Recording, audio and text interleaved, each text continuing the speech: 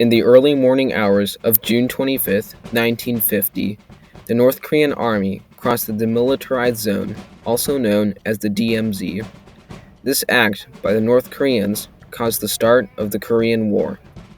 Hours after the invasion had started, the South Korean ambassador in Washington, D.C., went to President Harry S. Truman and pleaded him to send military aid to Korea. Several days later, on June 27th, Harry Truman made a press release about his decision to send military support and aid.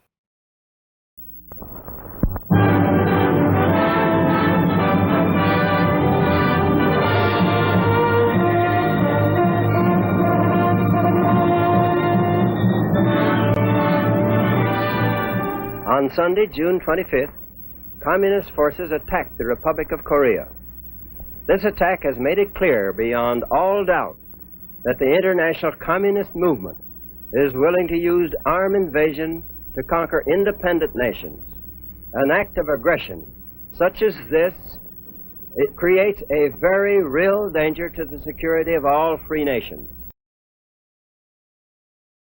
The United States, along with United Nations countries such as Germany, Luxembourg, Great Britain, and many more, gathered and trained troops to go to Korea.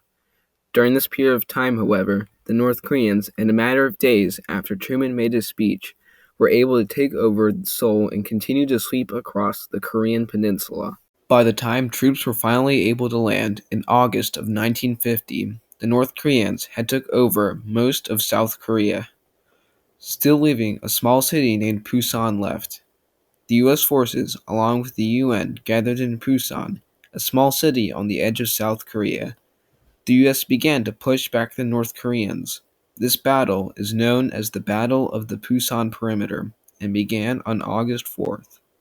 The UN were able to push back the North Koreans and retake Seoul, the capital of South Korea. The UN then pushed the Communist forces past the 38th parallel and into North Korea.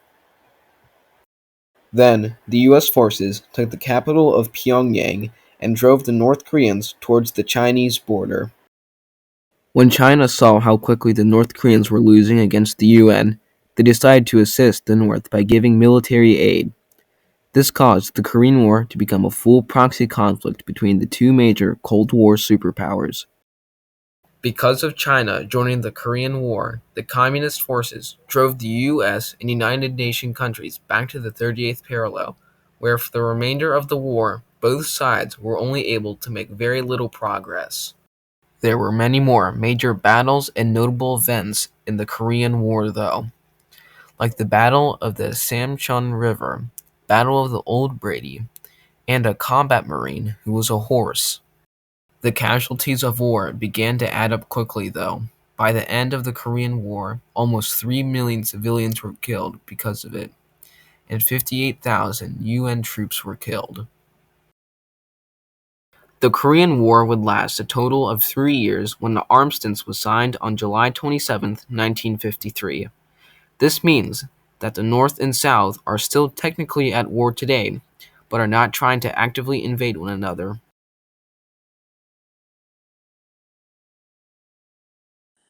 I spent 16 months in Korea as a combat operations specialist. We were all over the place along the DMZ and on the DMZ. One place is called Outpost Mazy, which looked right into North Korea and down in Panmunjom. When the Korean War ended, the U.S. sent troops to guard the DMZ. One of those soldiers was Ron. He served 16 months there and told me some of his stories when he was in Korea. The very night that we were in that little replacement tent compound, we were raided right then and there, but we came out of it okay.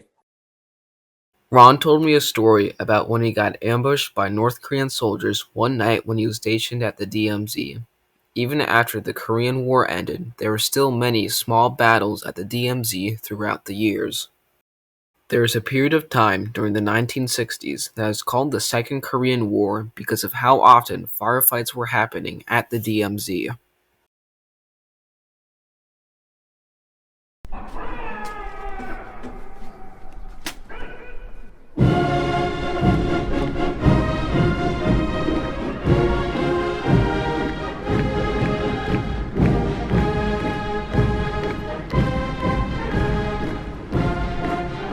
It is without a doubt that the Korean War has had a significant impact on the world. Tensions between North and South Korea today are a direct cause of the Korean War. Even though it ended 70 years ago, we are still seeing its repercussions today.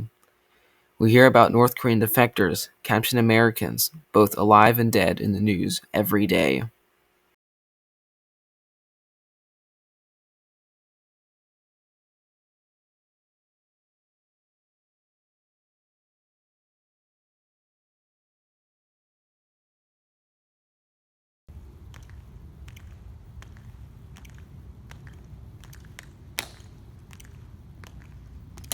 Guard! Halt!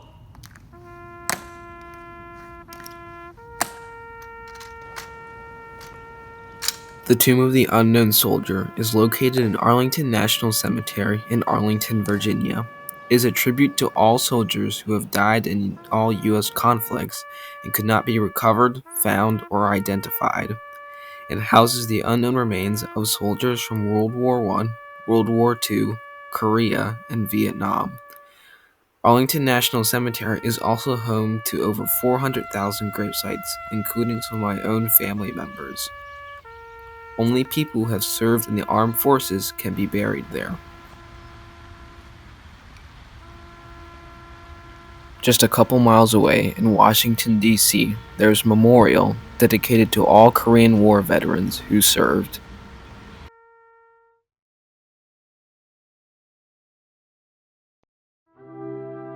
The Korean War Veterans Memorial Highway is located in Frederick County, Maryland on Interstate 70. It was funded and built by the KWVA, also known as the Korean War Veterans Association, which Ron is the Maryland chapter leader. There are many more memorials that you can visit in Maryland. There is one in Baltimore City, Hagerstown, and Canton. The Korean War has earned the nickname the Forgotten Battle. In order to strip the Korean War from this title, we need to educate the future generations on the lessons we learned from war, specifically the Korean War. But we must do this fast because the Korean War veteran population is growing drastically smaller every year. There are 1 million Korean veterans alive today, but by 2030, the number will fall just under 200,000. The Maryland Korean War Veterans Association is dedicated to helping preserve Korean War history and to help pave a future for it.